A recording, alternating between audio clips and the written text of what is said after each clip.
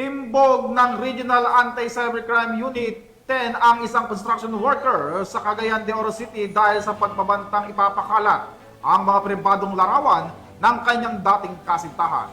Patuloy naman na pinaalalahanan ng PNP ang publiko na iwasan ang pagbibigay ng mga sensitibong larawan o video kahit na kanino para hindi maging biktima ng cybercrime. Nakatutok dyan si Patrolwoman Mary Grace Artizuela.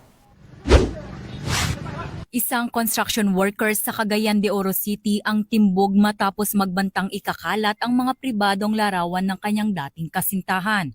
Dito na isinagawa ang operasyon ng mga tauhan ng Regional Anti-Cybercrime Unit 10 nang makipagkita ang biktima sa suspect na nagresulta sa kanyang pagkakaaresto.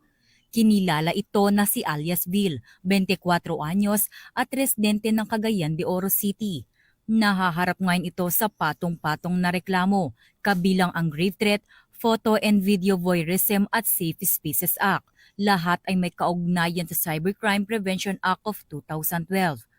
Nasa kustodiya na ngayon ito ng Cagayan de Oro City Police Office para sa kaukulang dokumentasyon at disposisyon ng kaso.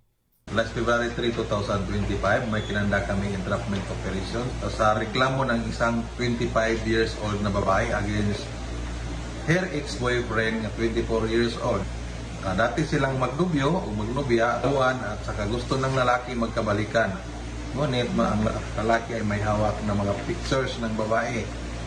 Tinitreat niya ang babae kapag hindi bumalik, sila magkabalikan, ikakalat niya ang mga larawan sa through social media.